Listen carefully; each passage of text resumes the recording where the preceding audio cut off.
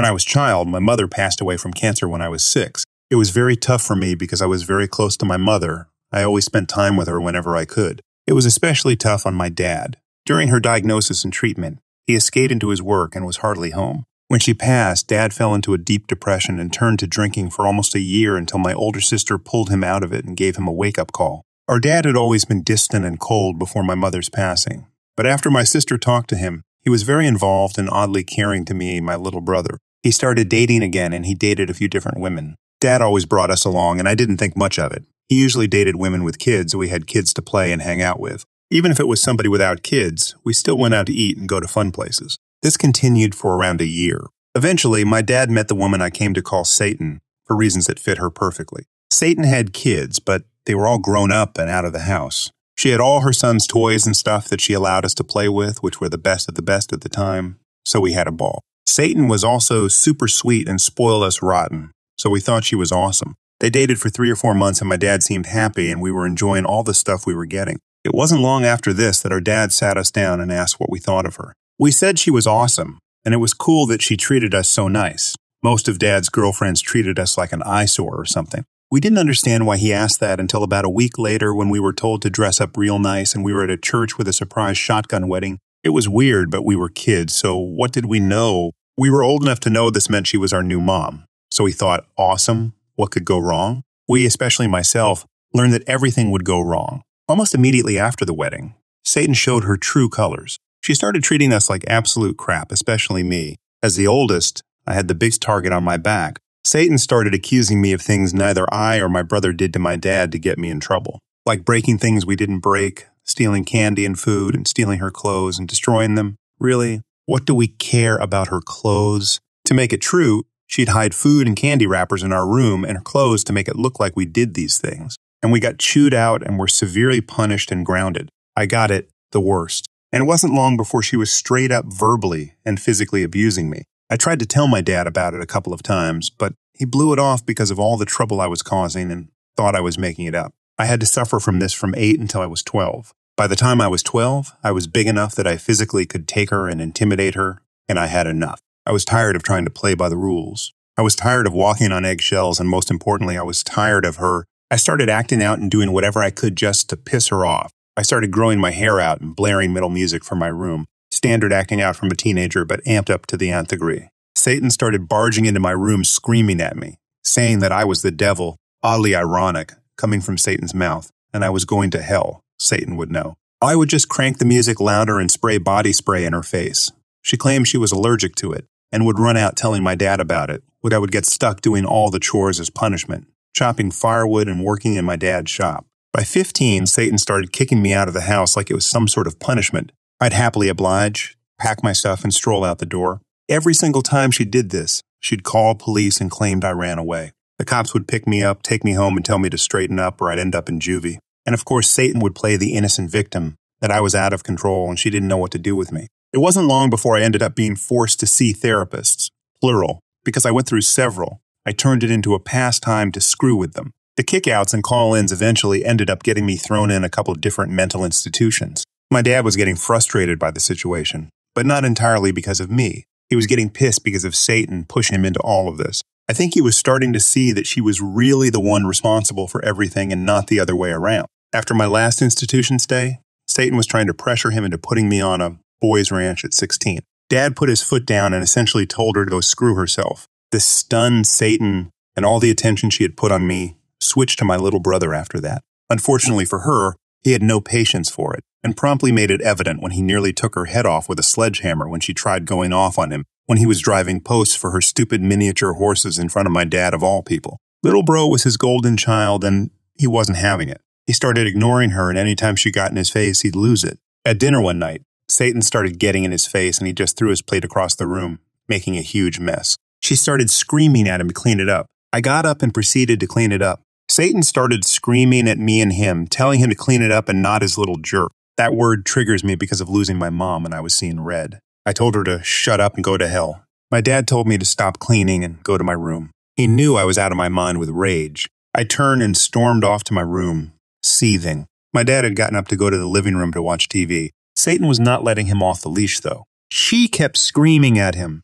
I could hear from my room and stood in the doorway watching. Dad eventually got up to go outside to smoke a cigarette to calm down. Satan claimed she was allergic to smoke, so he went outside to smoke as a courtesy, even now. She blocked him from going anywhere. So Dad plopped back down on the couch and started lighting up a cigarette, and she swatted it out of his mouth. He looked at her and told her, "If you won't get out of my way and let me go smoke outside, I'm going to do it right here," while pulling out another. Again, she swatted it away. My dad is a 3 strikes guy, and after 3 strikes, he'd follow through on what he promised. "You smack another cigarette out of my hands and you'll regret it," and she proceeded to taunt and mock him. He started to light up another one, and lo and behold, Satan smacked it away and proceeded to full blow slap him across the face. Dad jumped up and shoved her so hard she bounced off the wall. She got back up and looked at him, stunned. She got back up and started stomping towards him, hands slung behind him. Now I had enough. I rushed out and grabbed her hand, stopping her dead in her tracks. "Don't you dare touch my dad again, you witch,"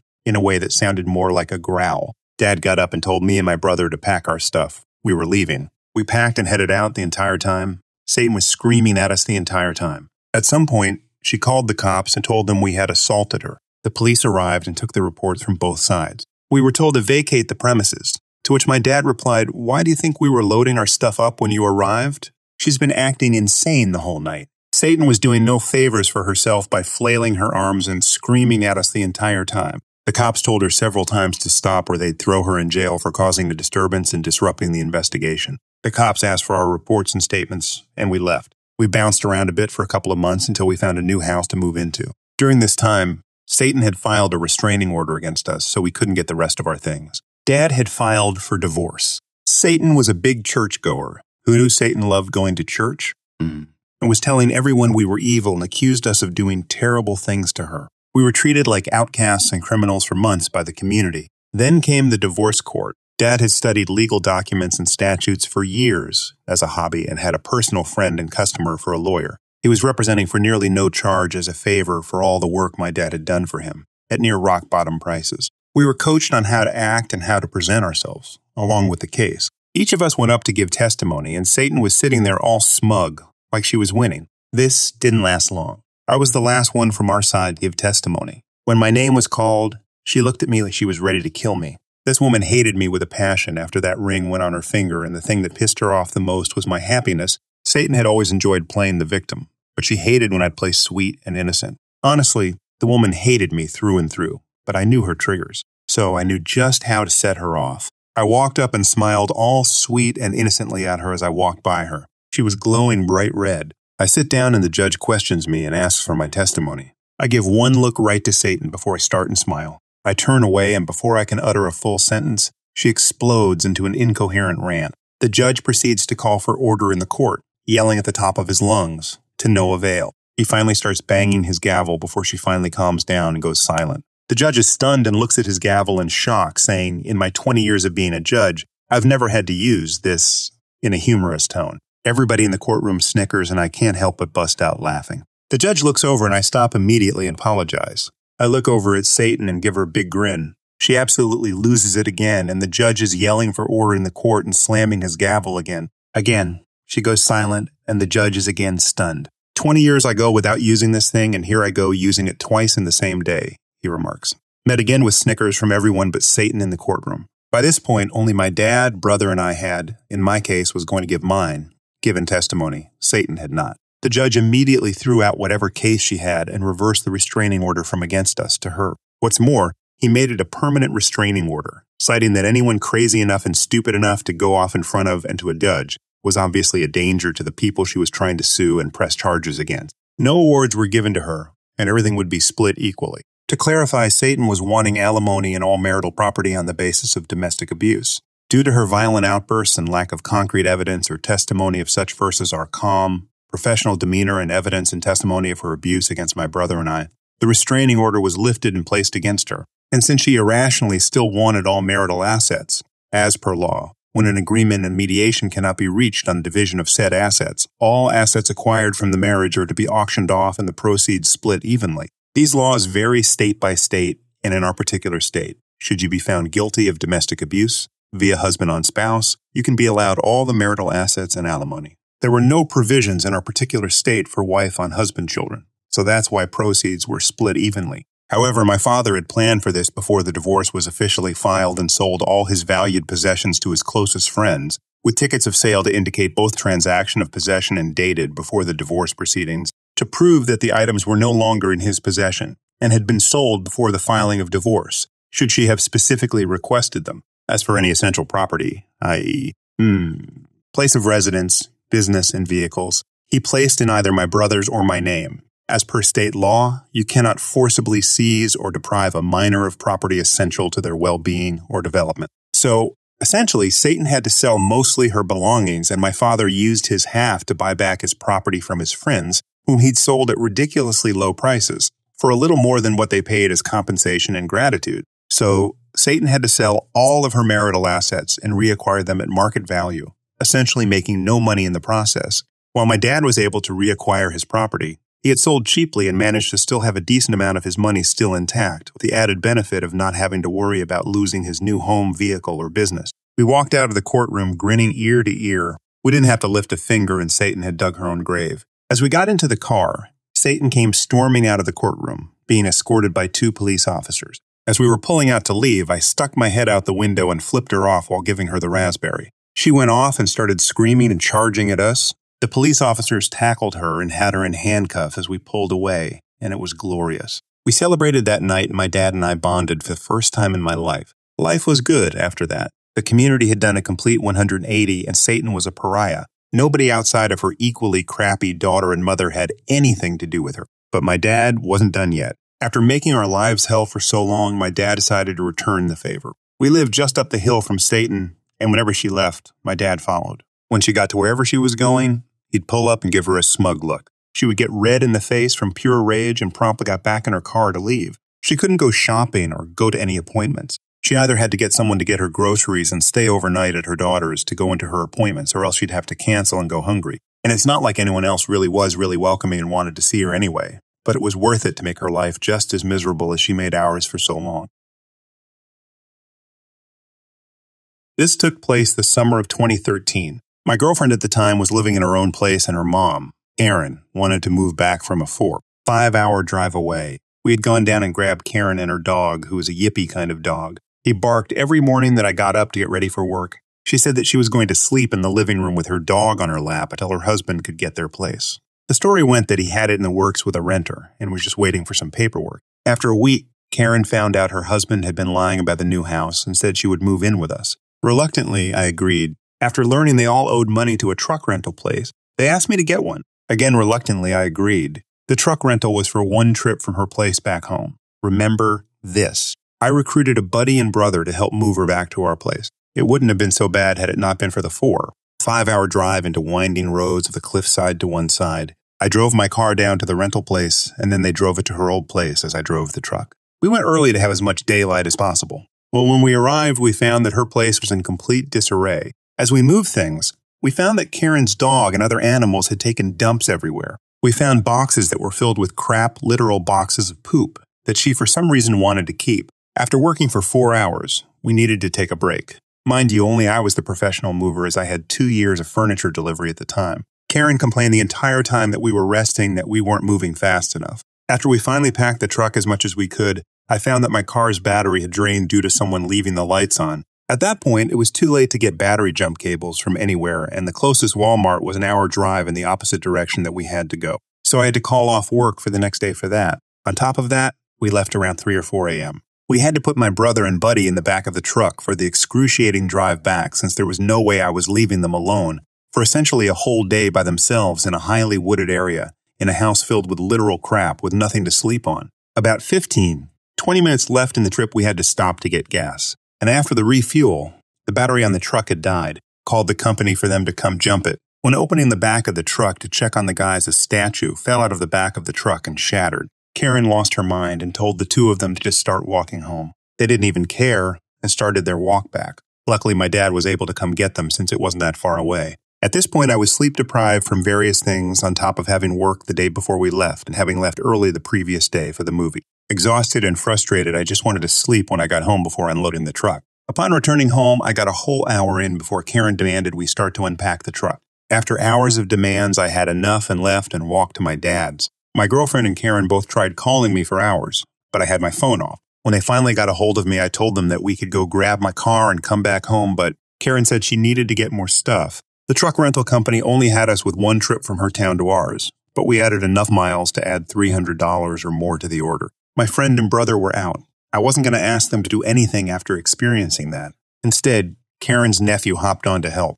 We went down, grabbed more stuff, and Karen said she needed to get back to do a pool tournament. We jumped in my car, she drove it back, and a few hours later we left too. All this with me having had about 3 hours total sleep in the last 3 or 4 days. My girlfriend didn't drive and decided to sleep while we drove back. Nephew helped keep me awake so we didn't go off the cliffside. After countless hours, I was fed up, emptied the truck, and took it to our town's rental place. My girlfriend and I had fought more than usual that night, and I said that I needed to go on a walk to cool off because I didn't want to break anything. My girlfriend said that if I left, she was going to lock the door. I didn't care, I just needed to get my head clear. She did lock the door, and I realized she had my car keys. I threatened to call the cops. She didn't believe me. So I called cops. When they showed up, she claimed that the car was hers. They asked for proof, and she pulled out the registration, which was in my name, including the insurance. She started screaming that she helped pay for the car, which made it hers. Karen stepped outside and tried to back her up. The police politely told them that they couldn't do anything and that the car was mine and to please hand over the keys.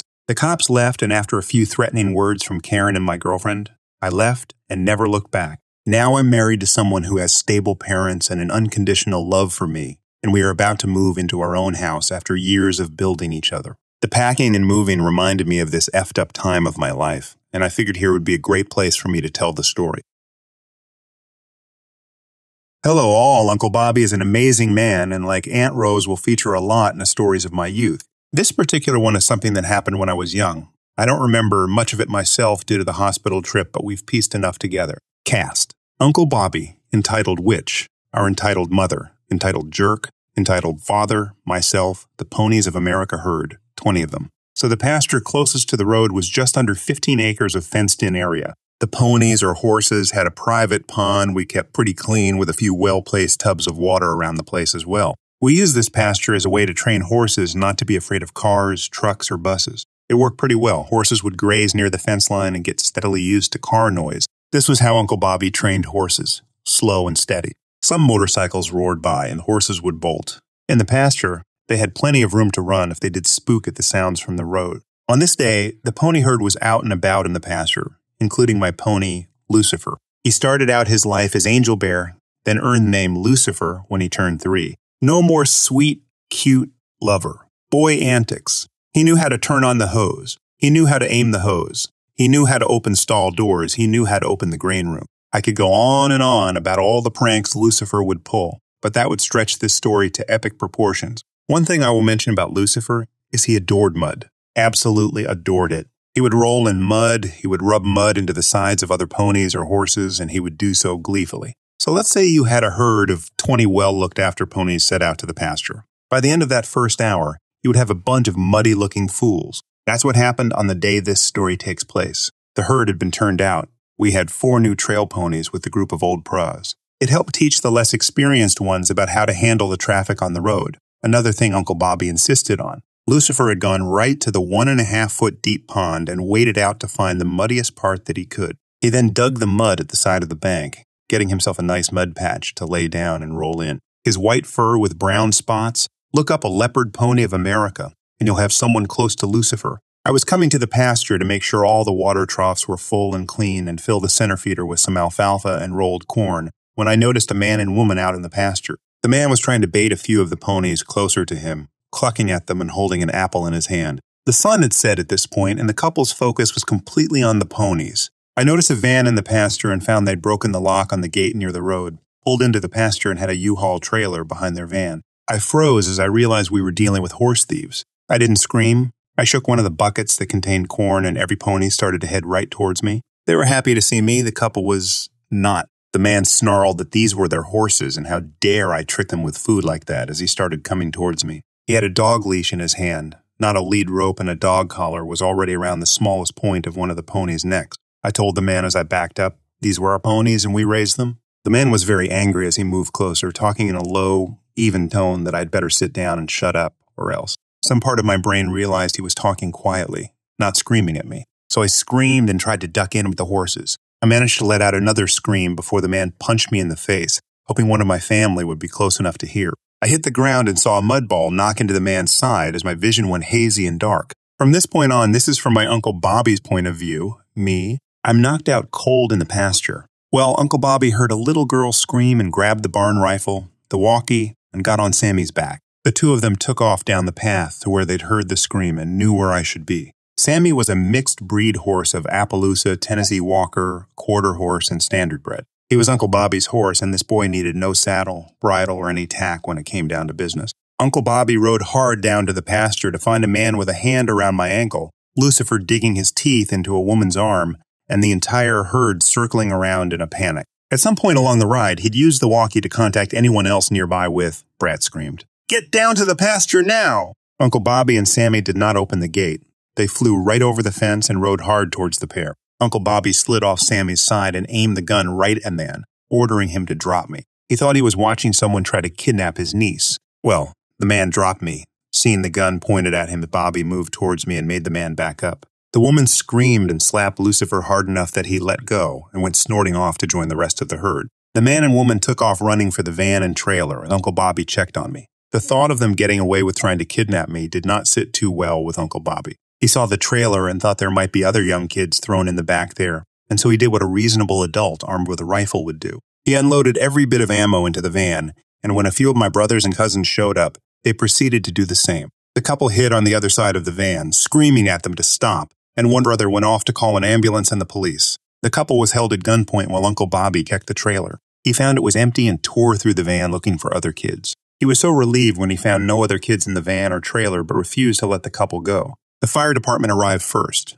The medic they had attended to me, though I was mostly unresponsive. I did come to for a few seconds, though I don't recall this. The police arrived and put the trespassing, crying pair in handcuffs before getting statements. The couple tried to explain they were trying to catch wild ponies and take care of them, and one of the ponies had knocked into me and knocked me out. That didn't track with what Uncle Bobby had seen of me being dragged by my ankle, instead of carried like someone usually would over an injured child. It didn't go well for the couple at all. They swore up and down they hadn't been planning a kidnapping, but at that time, a few cities over, a few kids had gone missing, so of course the police jumped into an investigation, as they should. This couple's home was searched, as was everything they owned. I came to at the hospital and managed to give my statement, and everyone came to the conclusion that the man had been trying to get rid of the bodies, which still gives me chills. After a lot of investigating, it came out that the couple's child had been to a birthday party where they had ridden one of our ponies. They wanted the pony but couldn't afford it, so they had planned to bring the pony to their home, keep it in the backyard as a pet,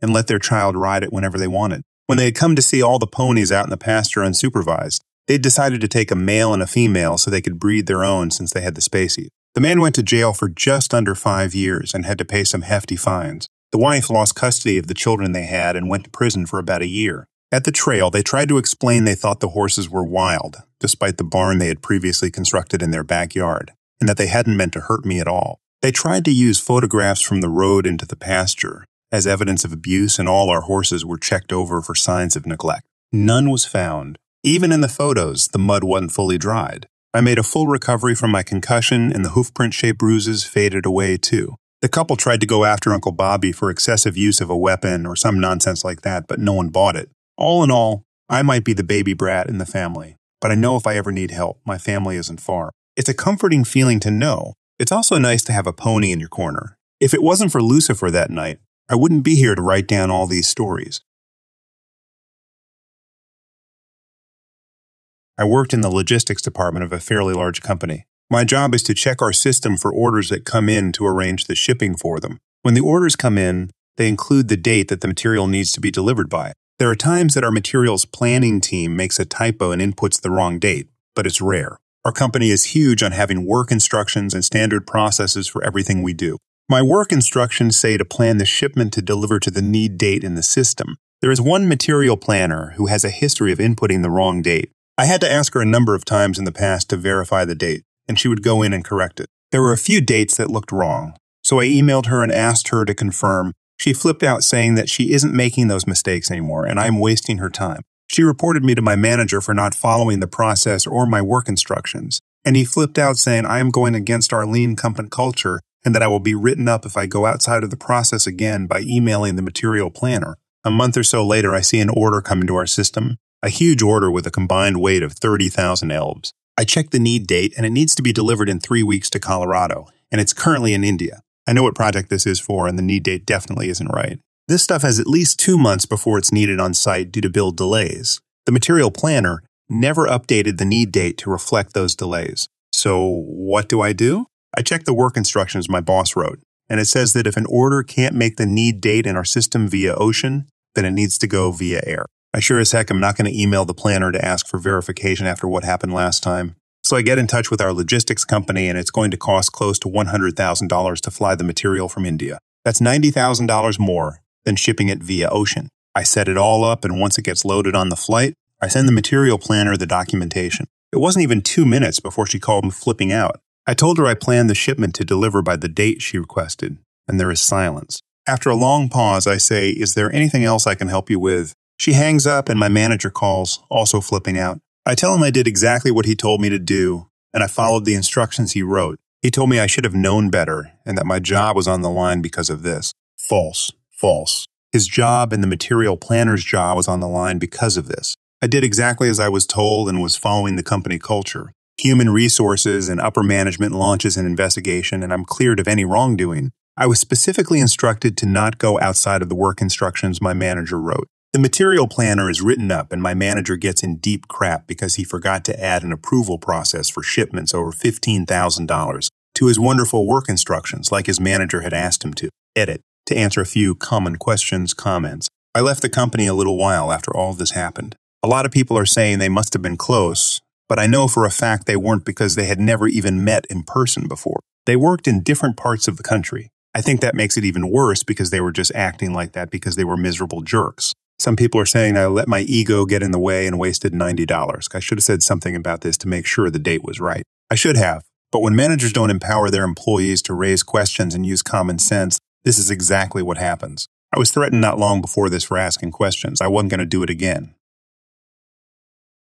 Every year, the company I worked for has a huge fundraising campaign. They solicit from all employees to voluntarily contribute toward charities directly from their paycheck, pre-tax. You are encouraged and very heavily pressured to donate to pre-selected charities of their choice in smaller amounts per month for the year or one lump sum. Think lots of email reminders and signage all over company walls. Ploys of having your name entered for prize drawings. Didn't matter how much you contributed, although prizes were always won by company executives and leadership. The company had running totals for departments of how many people were contributing. They wanted 100% participation from all departments. It was supposed to be private and anonymous and only show numbers. I quickly learned it wasn't as anonymous or voluntary as advertised. If 1 or 2 people were holding back, they were usually approached by the administrator and pressured to participate. What's really strange is the administrator of my department at the time, who was usually very stoic and stern, became giddy about the charity campaign. It was weird and raised alarms. One year, I was struggling hard, so I wasn't going to contribute. I was so broke. But here comes the admin lady into the office suite. We are almost to 100% participation. Claps, giddy squee. She looks around and starts to question each person. She was eyeballing me the whole time, trying to subtly make her way to me. She gets to my desk. "Have you made your contribution yet?" Without thinking, I should have just told her it was personal. I told her I was still considering which charity. She pulls a chair over to my desk with a sob story from one of the charities and how the money helps those in need. She asked me to pull up the charity website and literally walk me through entering my contribution. So as a good little young, naive worker, I did as I was being basically forced to do and contributed a minimal $24 per year at $2 a month. Donation on my measly salary. I made our department reach 100 participation. Who cares, right? The next year, I purposely waited until the last second to make my contribution to see if I got the same one-on-one chat with the admin lady.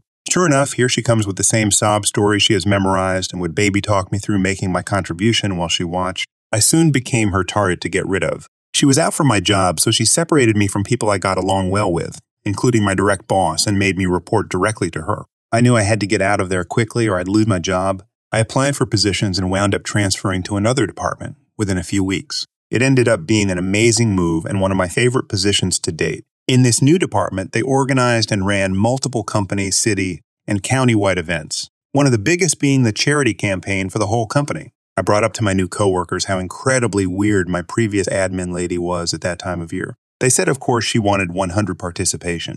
Admins get a bonus when their departments are 100 participation. You can bet your sweet rear ends. I started telling everyone in my previous department about that little tidbit. The next year, that department had one of the lowest participation efforts. Being that I was in a better place in life and actually liked my new department and leadership, I began willingly contributing because the new admin would take that bonus and buy everyone lunch or some form of thanks.